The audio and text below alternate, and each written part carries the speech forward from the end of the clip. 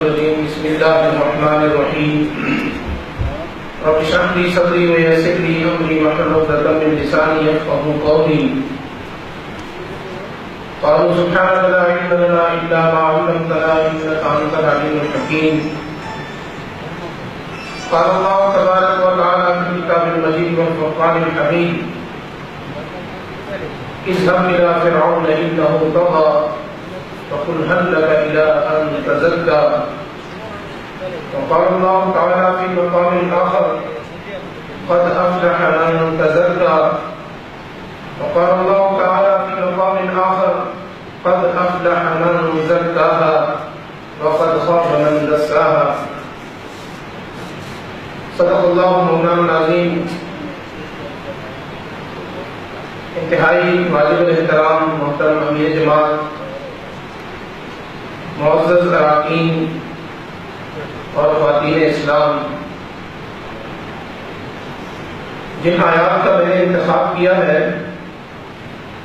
اور جس طرح موضوع کا ذکر کیا گیا ہے کہ تزکیہ نفس، اور جن آیات کا میں نے ذکر کیا اس کے اندر بھی جو لفظ لکھے ہیں وہ بھی تزکیہ سے متعلق ہیں۔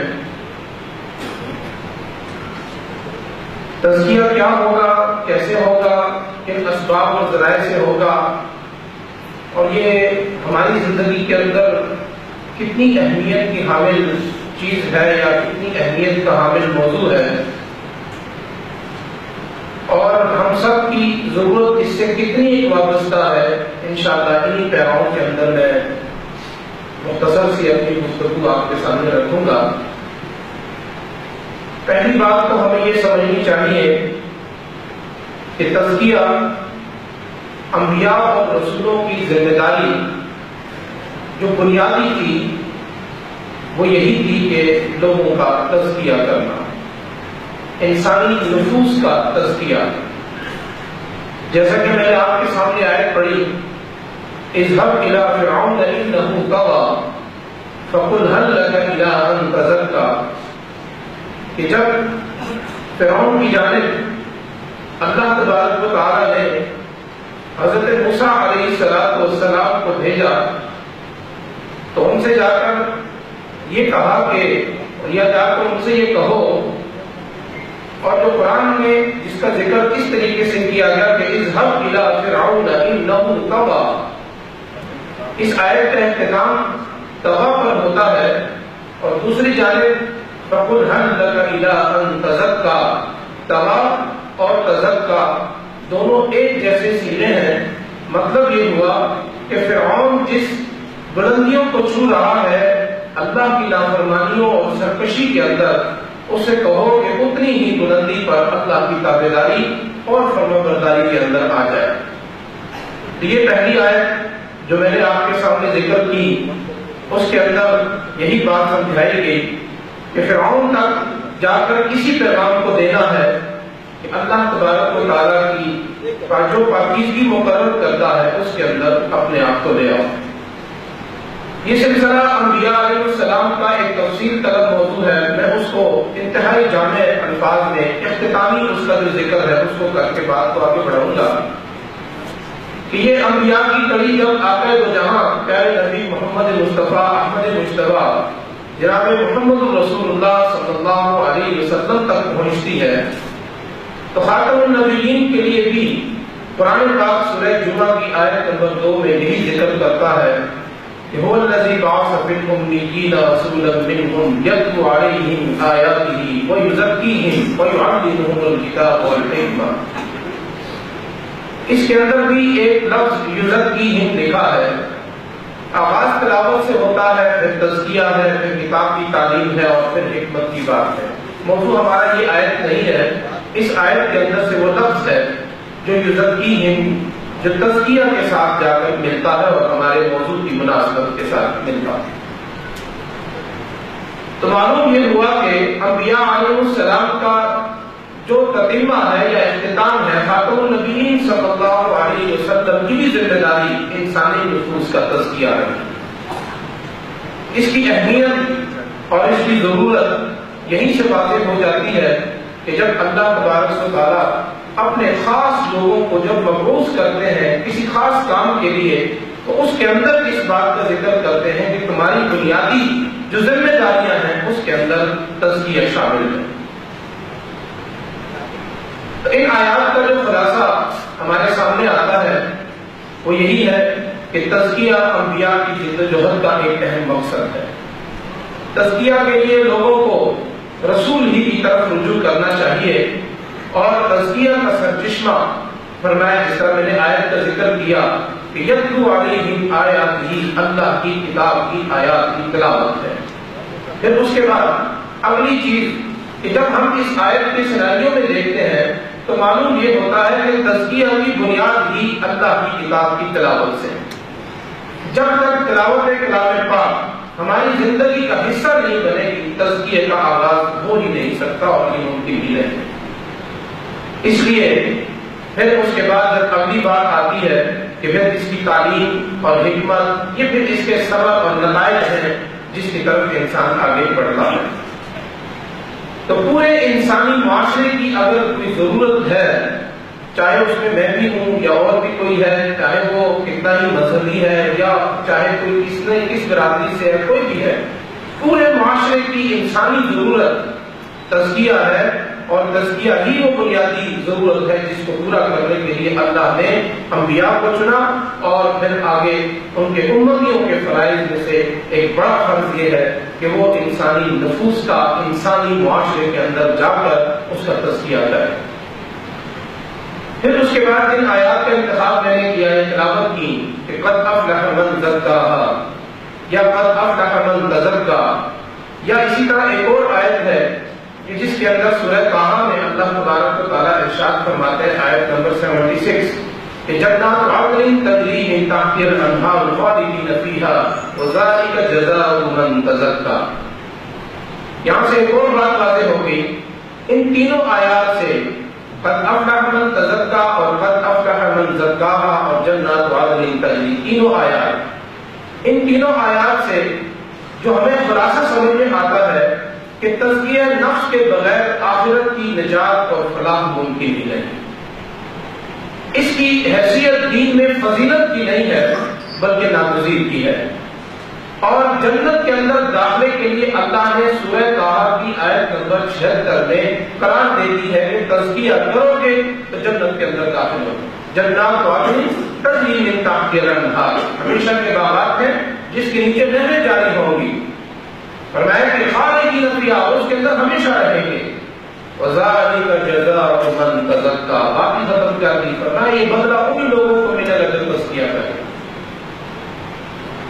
اس لیے ہمیں تزکیہ اور اس کی اہمیت اور ان کی ساری فضیلت اور ضرورت کو کچھ مختصر سا اجمالی سے ذکر کرنے کے بعد ہم آگے چلتے ہیں کہ تزکیہ کا مفہوم کیا ہے، کہتے کس کو ہیں اور ہوگا کیسے، اور اس میں مشکلات کیا ہیں ان کو ہم نے دور کیسے کرنا ہے۔ یہ میرا موضوع ہے جس کا انشاءاللہ ہے آگاہ کریں۔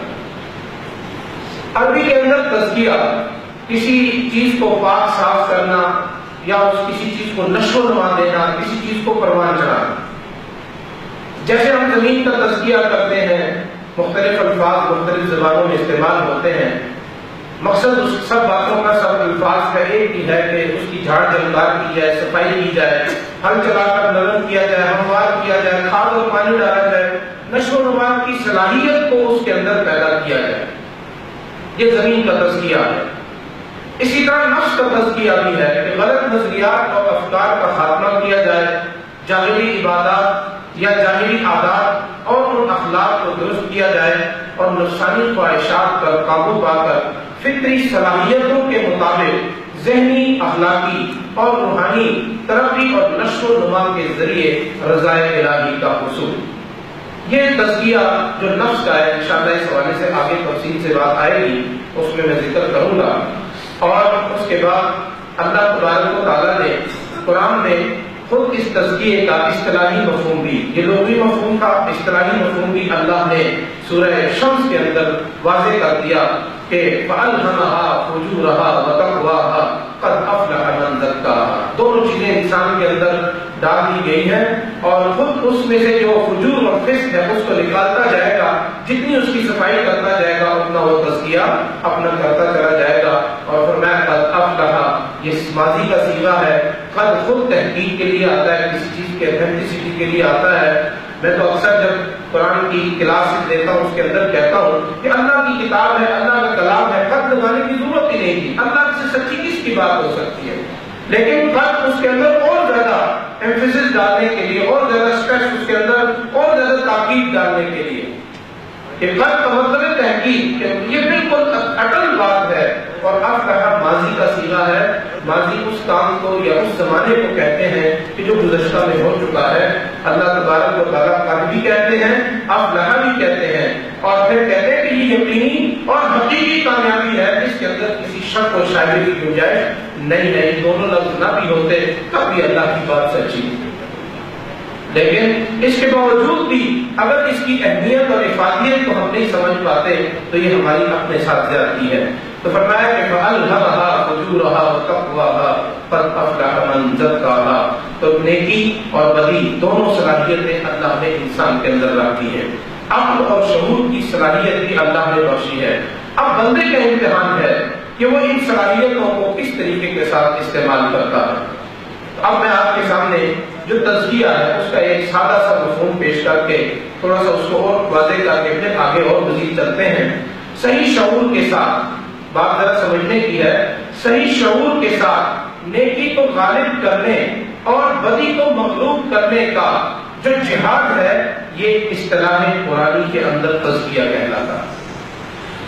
صحیح شعور کے ساتھ یہ نہیں ہے کہ لاوبالی میں جو کچھ آئے گی، عشق میں آ کر کر دیا، محبت میں آ کر کر دیا، یا دل نے چاہا کہ یہ بھی کام کر لیں اللہ کی محبت میں، نبی پاک صلی اللہ علیہ وسلم کی محبت میں، اپنے کئی بے شمار سی چیزیں بنا لینا، یہ نہیں ہے۔ صحیح شعور کے ساتھ نیکی کو غالب کرنا اور بدی کو مغلوب کرنا شعور کے ساتھ، فرمایا کہ یہ جو ایک تسلسل کے ساتھ صبح سے لے کر رات تک جو مجاہدہ چلتا ہے، فرمایا کہ یہ تزکیہ کہلاتا ہے، یہ تزکیے کی بنیاد ہے۔ یہاں سے تزکیے کا آغاز ہوتا ہے، تزکیہ انفرادی بھی ہے اور پھر کلیکٹیو بھی، یعنی پرسنل بھی ہوتا ہے اور پورے معاشرے کی ضرورت بھی ہوتا ہے۔ اس لیے یہ تزکیہ ہم نے اپنا بھی کرنا ہے اور معاشرے کا بھی کرنا ہے۔ تھوڑا سا موضوع کو میں پھیلاتے ہوئے آگے بڑھتا ہوں کہ اب ہمیں یہاں تک یہ بات واضح ہو گئی کہ ایک جوہد مسلسل کا نام جو اصطلاح قرآنی میں جہاد کے نام سے ہم ان کو منسوب کر سکتے ہیں، وہ یہی ہے کہ نیکی کو غالب کرنا، بدی کو مغلوب کرنا، چاہے وہ اپنی انفرادی زندگی کے اندر ہے، چاہے وہ اجتماعی زندگی کے اندر ہے، یہ تزکیہ ہے اور یہ میری اور آپ کی ایک بنیادی جو ذمہ داری ہے اس کے اندر آتا ہے۔ اس حوالے سے میں چند چیزیں اور آگے جو اللہ تبارک و تعالیٰ نے اپنی کتاب میں ذکر کی ہیں۔ اب یہاں پر معاملہ جب آ گیا صحیح شعور کا اور پھر اس کے بعد نیکی کا، شعور اس کا تعلق روح کے ساتھ ہے اور عمل کا تعلق انسان کی فزیکل جو اپیرنس ہے اس کے ساتھ ہے۔ معلوم یہ ہوا کہ دو چیزیں ہیں، ایک انسان کا جسم ہے اور ایک روح ہے۔ ظاہر ہے عقل اور شعور ایک روحانی سی چیز ہے، انٹینجیبل قسم کی چیز ہے جس کو ہم نہ دیکھ سکتے ہیں نہ اس کا ادراک کر سکتے ہیں، نان فزیکل۔ اب ایسی کوئی چیز جو ہے اس کو روح کہتے ہیں، اور جو ظاہری باڈی ہے اس کو ہم جسم کہتے ہیں۔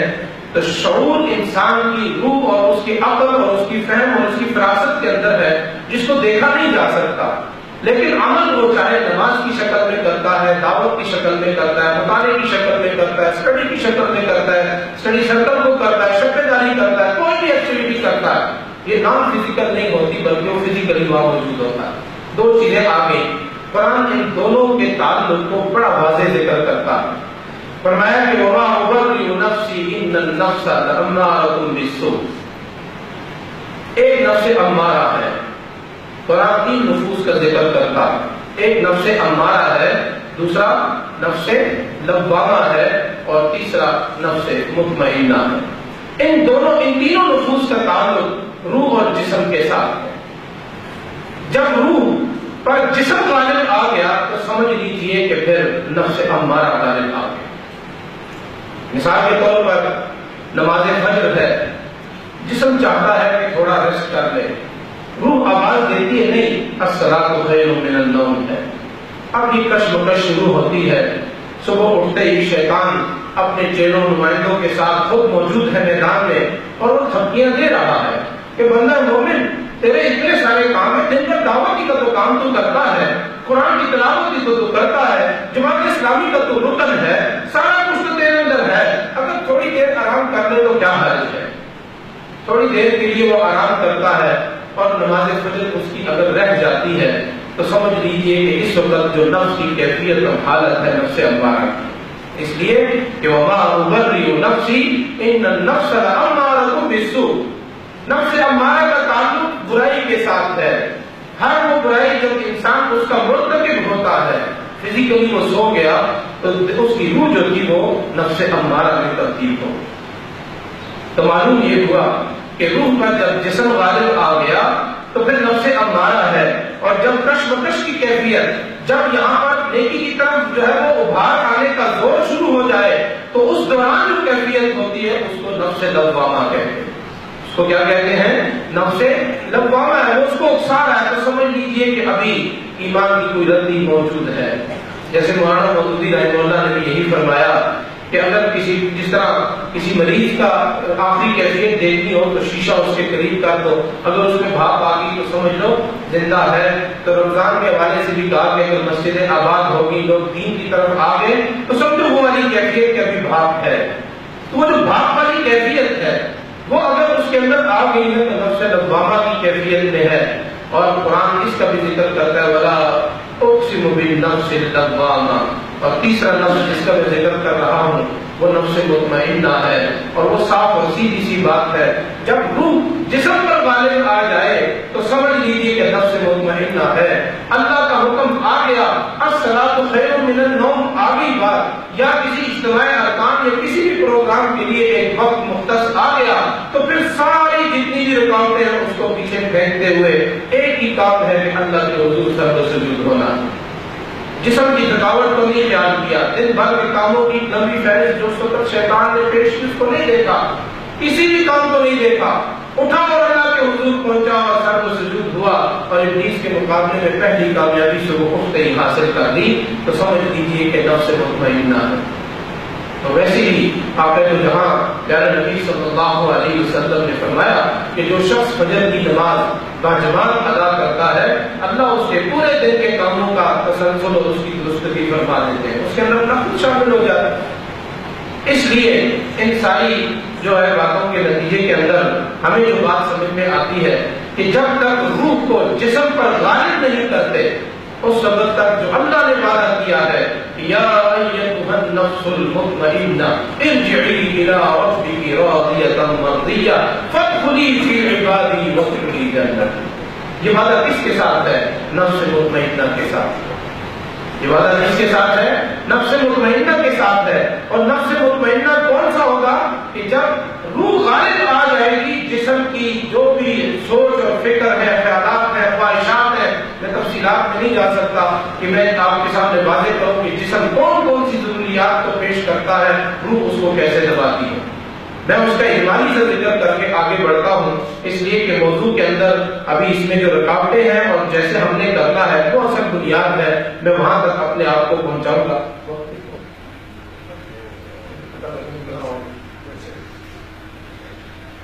تو بات کر رہا تھا کہ تین نفوس تھے، ایک نفس امارہ ہے، ایک نفس لوامہ ہے، ایک نفس مطمئنہ۔ تینوں کی کیفیات بھی آپ کے سامنے میں نے رکھ دی۔ آپ ہر عمل کرنے سے پہلے تھوڑا سا غور کر لیجئے کہ میں کون سے نفس کی پیروی کر رہا ہوں اور اس کا انجام کیا، اس کا تتمہ کیا ہوگا، اور اس کا آخروی انجام یا دنیاوی انجام میرے ساتھ کیا بنے گا۔ جب یہ سوچ اور اس فکر کے ساتھ جب میں ہر عمل کو کروں گا تو انشاءاللہ ایک وقت آئے گا کہ انسان آہستہ آہستہ جو تزکیے کا عمل ہے وہ عبور کرتا ہوا قد افلح من تزکیٰ پر پہنچ جائے گا۔ حضرات محترم، نفس کے ہر پہلو سے ایسی تربیت کی جائے کہ وہ نفس مطمئنہ بن جائے، ہر پہلو سے، اور کوئی بھی حالت اللہ کے بارے میں انسان کے اعتماد اور اس کے حسن ظن کو بدل نہ سکے۔ بعض اوقات انسان اللہ کے بارے میں بھی حسن ظن کو چھوڑ دیتا ہے کہ نفس ایسی خطرناک چیز ہے بڑے بڑے عقیدے، درست عقیدے کے لوگ بھی بعض اوقات ڈگمگا جاتے ہیں۔ ایسی آزمائشیں، ایسی ابتلائیں آتی ہیں انسان کے اوپر، جس کے نتیجے کے اندر انسان ایسے کام کر گزرتا ہے کہ دوسرا سوچ بھی نہیں سکتا اس کے بارے میں۔ اس لیے اللہ سے ہر وقت یہ دعا کرتے رہنا چاہیے کہ اللہ تنگی، فراخی، خوف، لالچ، ہر آزمائش میں اللہ تبارک و تعالیٰ ہمیں ان لوگوں میں شامل کر دے جو اللہ کے پسندیدہ ہیں، جو تزکیے کا خیال رکھتے ہیں۔ اس کے بعد ہم چلتے آگے، تزکیہ کن چیزوں کا کرنا ہے اور کیسے کرنا ہے۔ سب سے پہلی چیز جو اللہ نے انسان کو دوسری مخلوقات سے ممتاز کرنے کے لیے دی ہے، جس کو ہم عقل کہتے ہیں۔ طاقت میں تو جانور ہم سے کئی گنا زیادہ ہے، لیکن یہ سارے مسخر ہو گئے اس بنیاد پر کہ اللہ نے ایک چیز دی ہے، وہ ہے عقل، جو ہمیں دوسری مخلوقات سے ممتاز کرتی ہے اور دوسری مخلوقات ہمارے لیے مسخر ہو جاتی ہیں۔ ورنہ اگر گھوڑے کو پتہ چل جائے کہ انسان کے مقابلے میں میری کتنی طاقت ہے تو وہ کبھی بھی اپنے اوپر سواری نہ کرنے دے۔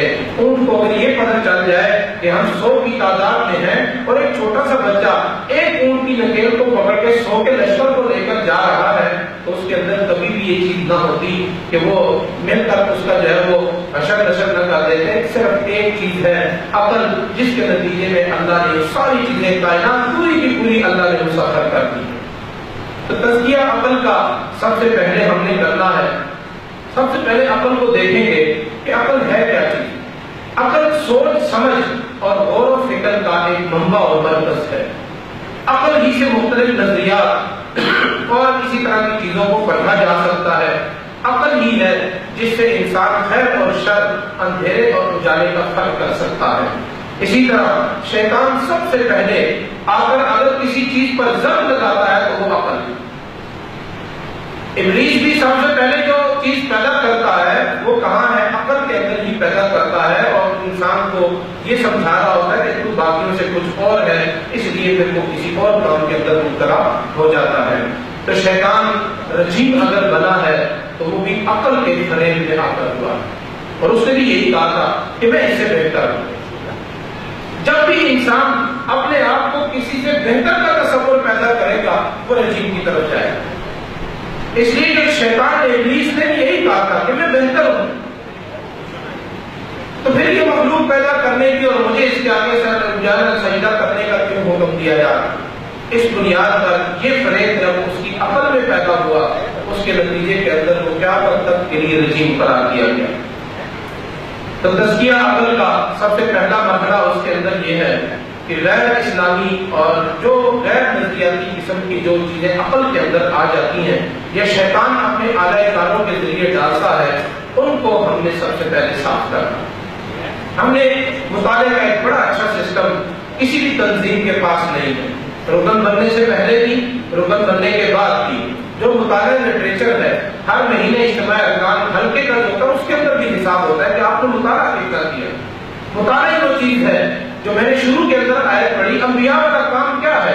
انبیاء والا یتلو علیہم آیاتہ ویزکیہم ویعلمہم الکتاب والحکمہ اور تفسیر القرآن جیسی آسان اور عام فہم چیز جو ہمارے جو رحمت اور رہنما نے لکھ دی ہے ہمارے لیے اور وہ ہمارے پاس موجود ہے، اور پھر بھی اگر ہمیں ہدایت اور ہمیں تزکیہ نہیں ملتا تو پھر اس سے بڑی گمراہی اور کون سی ہو سکتی ہے؟ اس لیے تمام اسلامی نظریات، تمام اسلامی افکار، محترم مولانا نے اپنی کتابوں میں، محترم خرم مراد صاحب نے اپنی کتابوں میں، ہمارے جتنے بھی اکابرین ہیں، اگر ان کی تحریرات کو دیکھا جائے تو ہر ایک نے ایک ہی فکر دی ہے کہ اللہ کی بندوں کو اللہ کی تابعداری کے اندر لے آؤ۔ یہ سب کا منشور یہی ہے، ہمارا بھی منشور یہ ہے کہ قرآن و سنت کی دعوت دے کر اٹھو اور پوری دنیا پر چھا جاؤ۔ یہ بھی موٹو ہمارا اسی لیے ہے کہ ہم ایک ہی چیز کے پیروکار ہیں اور وہ اللہ کی کتاب اور آخر دو جہاں پیارے نبی صلی اللہ علیہ وسلم کی سیرت طیبہ مطابق۔ تزکیہ دلائل اور ذرائع کے ذریعے سے ان افکار اور غلط نظریات کو ختم کرنا اور سارے عقائد کو پروان چڑھانا، اور اس کا ذریعہ بھی میں نے آپ کو بتا دیا کہ قرآن اور سنت دو چیزیں ہیں، جب تک محبت یہ ہمارے اندر نہیں آئے گی. غلبہ اگر آج نہیں آ رہا تو اس کی وجہ یہی ہے. آج اگر میں دین اسلام اور تحریک اسلامی کے ساتھ تعلق ہوتے ہوئے کسی کو نہیں بتا سکتا کہ میرا تعلق کس تحریک سے ہے، یا میں اس تحریک کی دعوت نہیں دے سکتا، تو اس کا مطلب یہ ہے کہ قرآن و سنت اس انداز میں میرے پاس ہے ہی. اس لیے کہ ہمارے اکابرین نے کہا کہ قرآن و سنت کی دعوت دے کر اٹھو اور پوری دنیا پر چھا جاؤ. تو قرآن و سنت کی دعوت ہے ہی چھانے کے لیے. اگر میں کسی کے ساتھ جا کر تذکرہ نہیں کر سکتا تو پہلی بنیاد ہی غلط ہے میرے پاس، یا وہ ٹھیک نہیں ہے، یا وہ کامل نہیں ہو رہی، اور وہ قرآن و سنت کا مطالعہ ہی ہے. وہ اس بات پر مجبور کرتا ہے کہ آپ لوگوں کے سامنے جا کر اللہ کے دین کی بات رکھیں. پھر اس کے بعد دوسری بڑی چیز جو اللہ نے انسان کو عنایت کی ہے وہ قلب ہے. قلب جو عقل تھی وہ شعور اور انسان کے نظریات سے متعلق تھی. قلب جو ہے یہ جذبات کا محرک ہے. اس کے اندر محبت، عاجزی، خوف، رشک، بغض، نفرت، تکبر، اس جیسے جتنے جذبات ہیں وہ سارے کے سارے جس جگہ جنم لیتے ہیں اس کو قلب کہتے ہیں. اس کو قلب کہتے ہیں.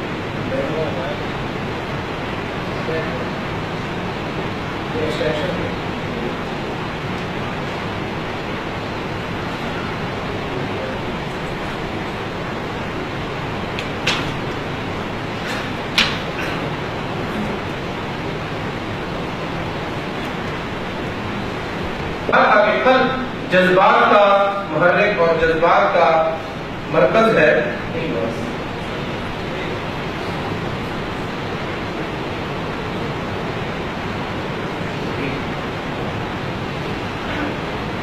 یہاں پر محبت، نفرت، بغض، عداوت یہ ساری چیزیں جنم لیتی ہیں.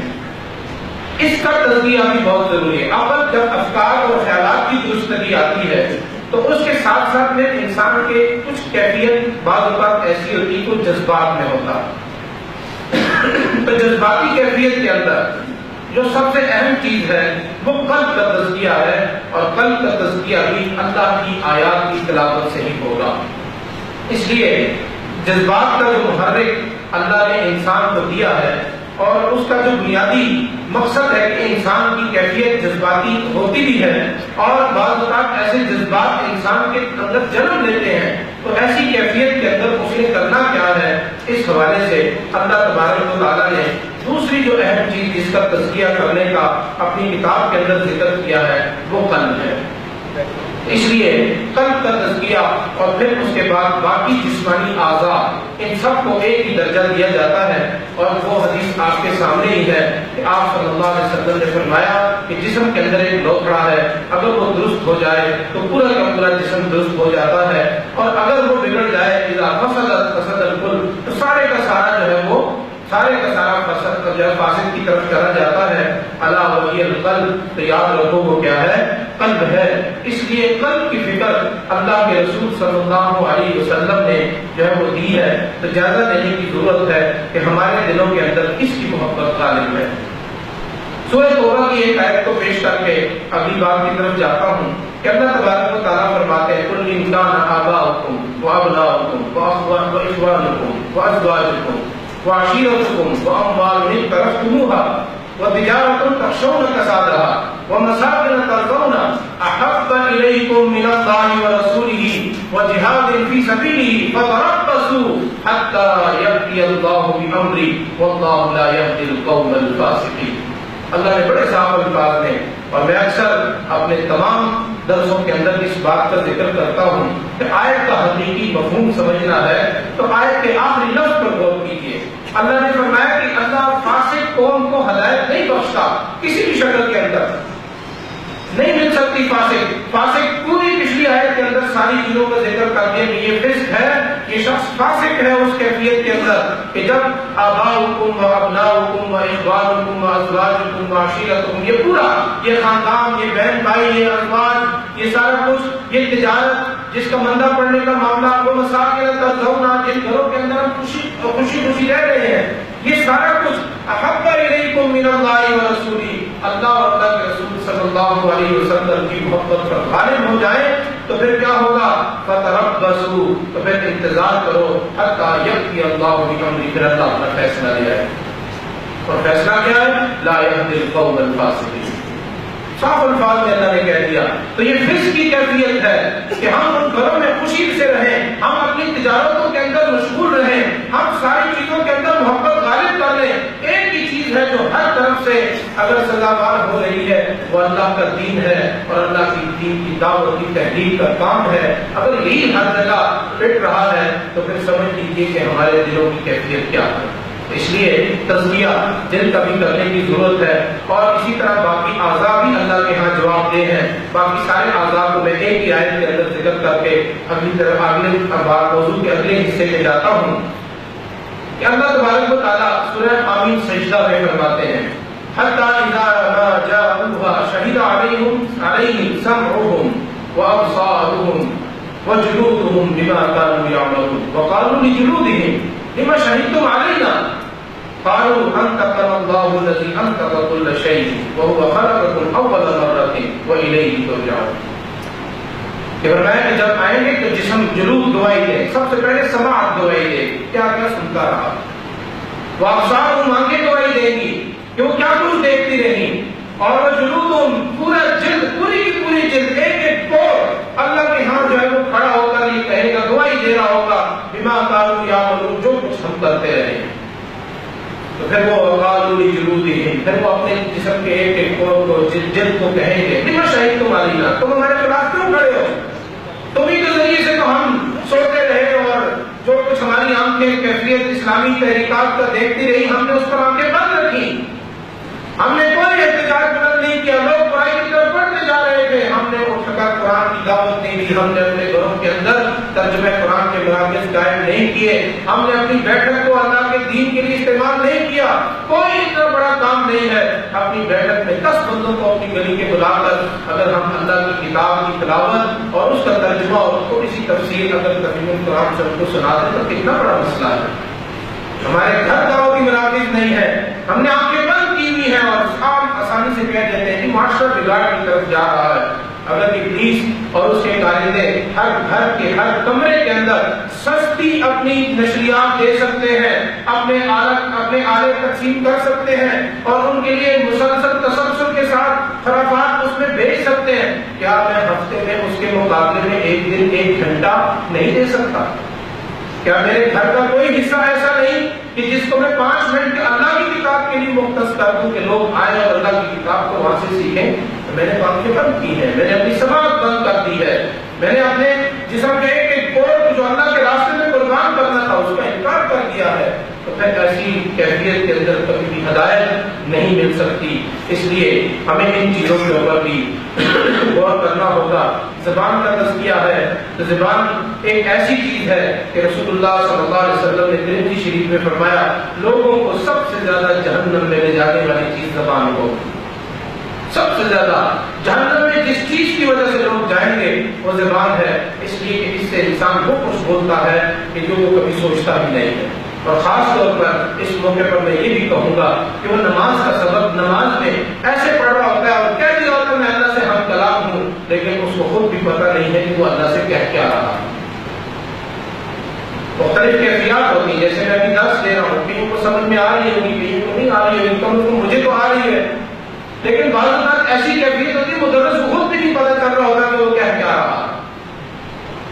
تو نماز میں کچھ میری ایسی کیفیت ہے, ہم سب مسلمانوں کی ایسی کیفیت ہے, کھڑے ہوتے ہیں اللہ تیرے لیے حاضر اور ناظر, کھڑے ہیں تیرے آگے حضور, منہ کھانا کعبہ شریف کی طرف ہے, اللہ تو سب سے بڑا ہے, لیکن اس وقت جو میرے ذہن کے اندر خیال ہے وہ تیرے خیال سے بھی بڑا ہے, اس کو میں نہیں نکال سکتا.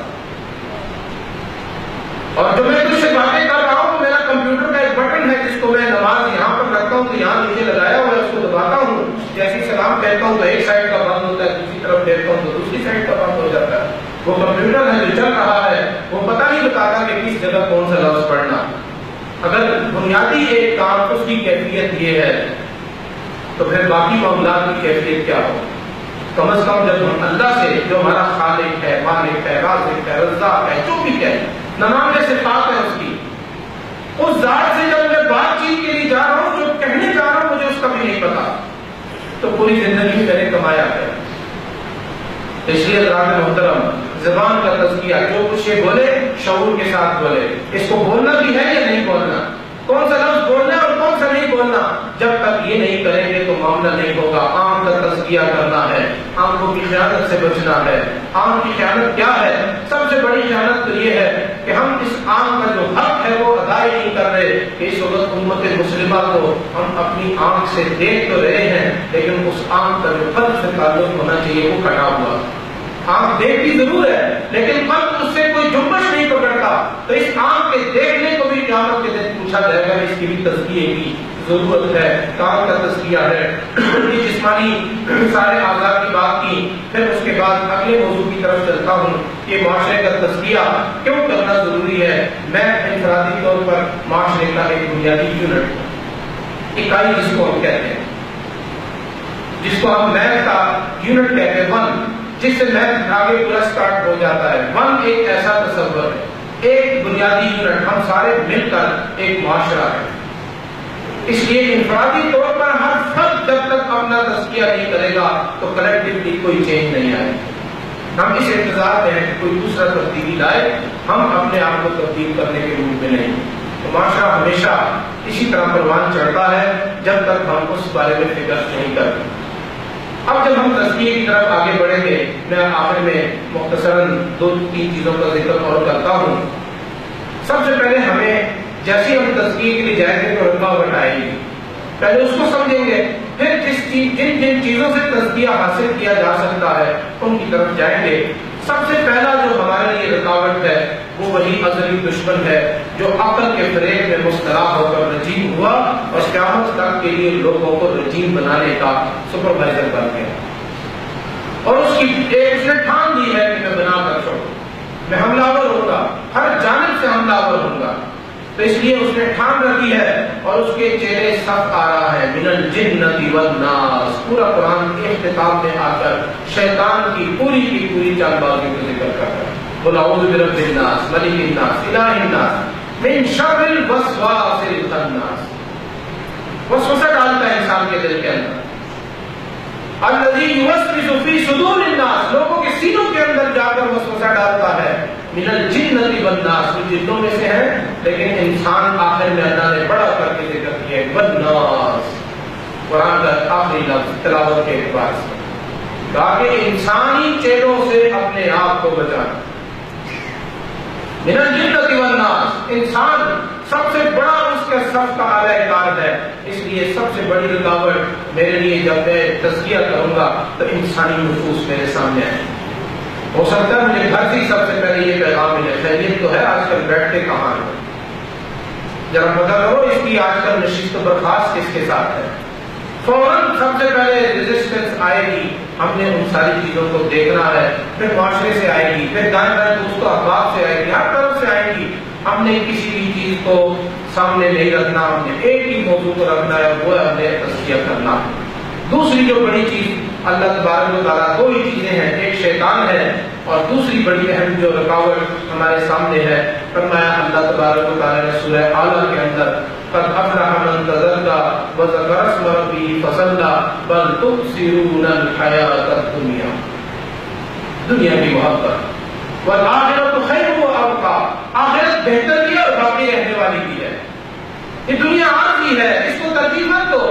بل تؤثرون الحیاۃ الدنیا والآخرۃ خیر وابقیٰ ان ھذا لفی الصحف الاولیٰ. ہم ازل سے یہ کام کرتے آ رہے ہیں اور آگے کا سارا یہی ہمارا کام.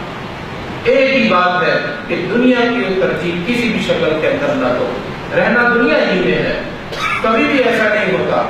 میں جب یونیورسٹی کے اندر بھی پڑھاتا ہوں, بزنس ایڈمنسٹریشن پڑھاتا ہوں, BBA کو پڑھاتا ہوں, MBA کو پڑھاتا ہوں, اس کے اندر بھی میں یہی کہتا ہوں کہ یہ ایجوکیشن کہیں ایسا نہ سمجھنا کہ کسی انگریز کی ہے.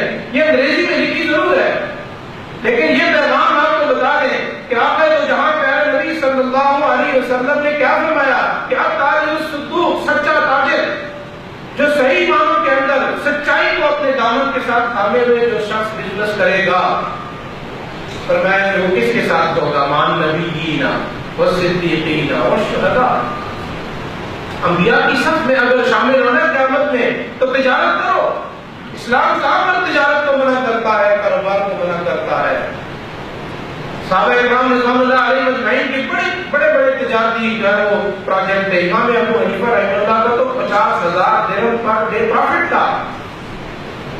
اس شخص نے نہیں کیا دین میں یہ کام، لیکن یہ کبھی بھی دین کے کام میں رکاوٹ نہیں ہے۔ اس لیے انسان بعض اوقات دنیا کے معاملات کو ترجیح دیتا ہے، ترجیح نہیں دیتی ہے، رہنا یہیں پر ہے، لیکن تزکیہ کرتے ہوئے اللہ کی ذات کو غالب کر کے، ہم نے اپنے جسم و جان پر اس کو غالب کر کے پھر ہم نے اپنی زندگی کو اگر گزارنا سیکھ لیا تو سمجھ لیجیے کہ دنیا اور آخرت کی کامیابی ہمارا مقدر ہے۔ اب آگے 5 چیزیں ہیں، میں آخر میں ان کے نام لے کر اپنی بات کو ختم کرتا ہوں۔ پہلی چیز جو آیات ہم نے اب تک احادیث پڑھی ان کی روشنی کے اندر پہلی چیز جو ہمیں ملتی ہے تزکیہ، جیسے میں نے پہلے بھی ذکر کر دیا کہ اللہ کی کتاب کی تلاوت، یہ تزکیے کی پہلی سیڑھی، یہ پہلا زینہ ہے۔ اس پر پاؤں رکھے بغیر چھت پر جمپ لگانے والا واپس نیچے سب کے بن گرے گا۔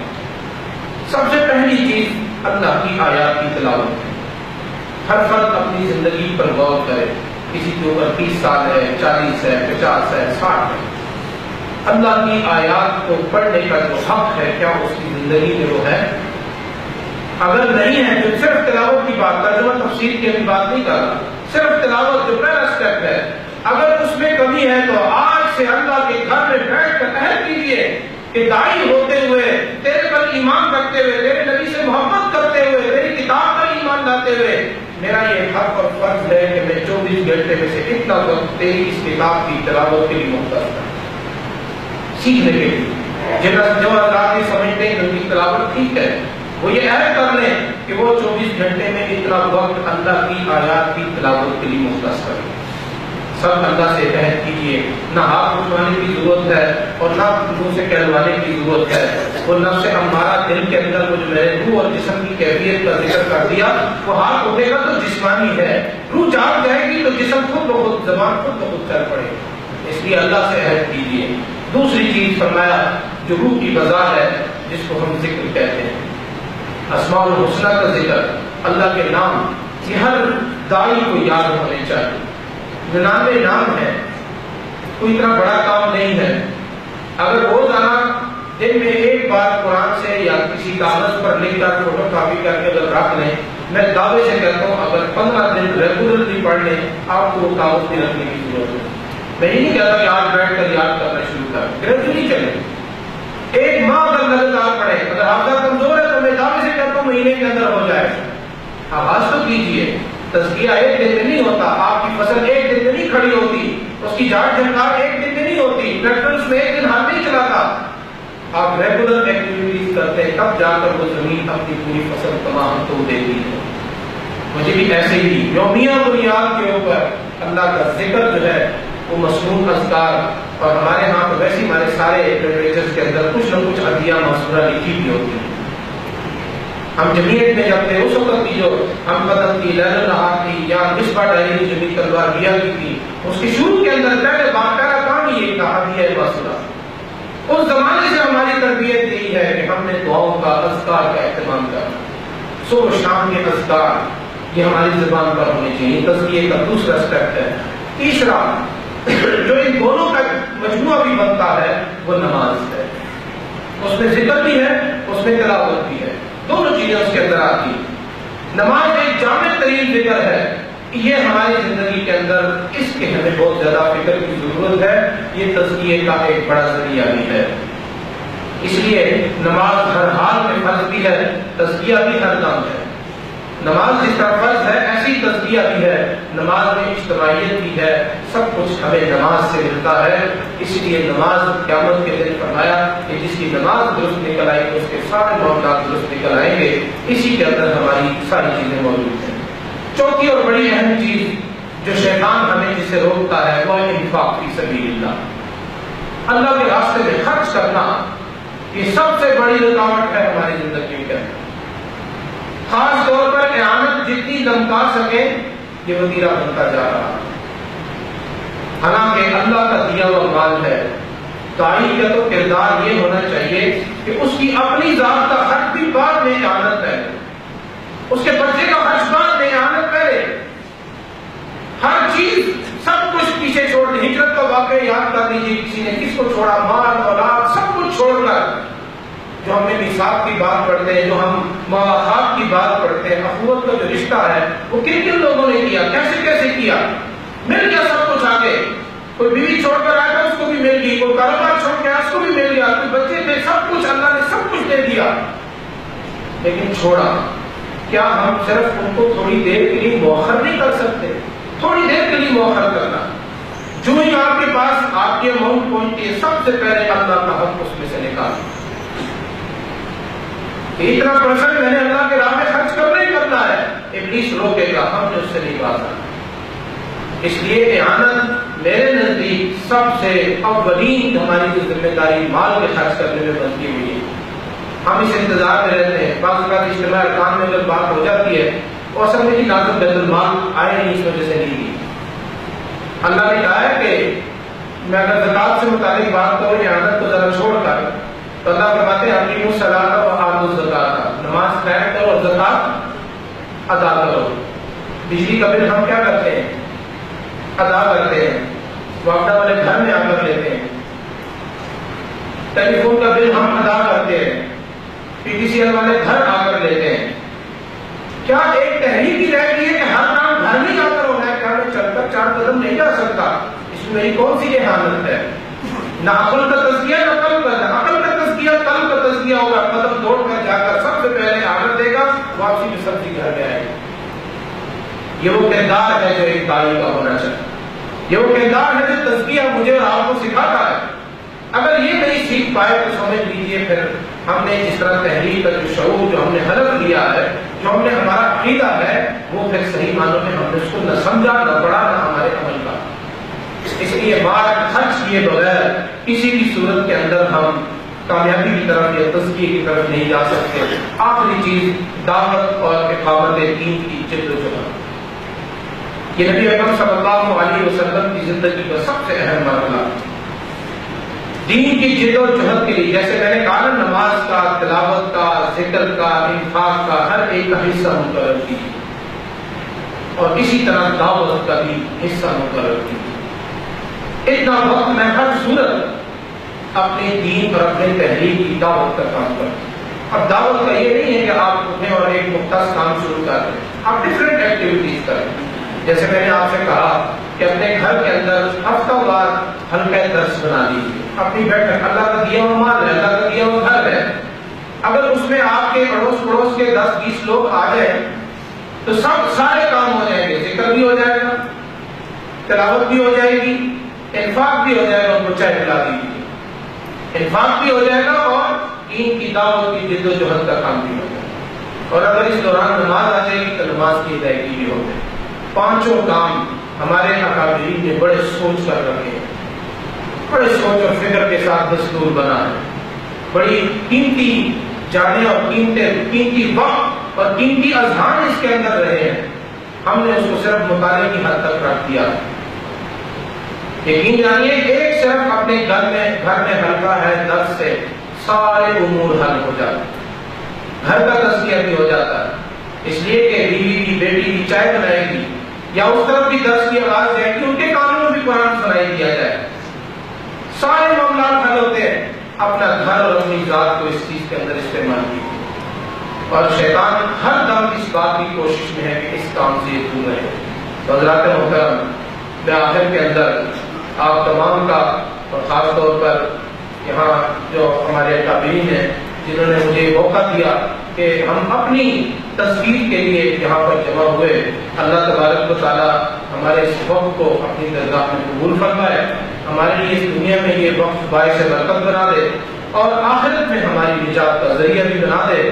اور اللہ تبارک و تعالیٰ ان لمحات کے ذریعے سے ہماری اس دنیا کی ہدایت کا ذریعہ اس کو بنائے اور اخروی نجات کا بھی ذریعہ بنائے. اقول قولی ھذا واستغفر اللہ لی ولکم.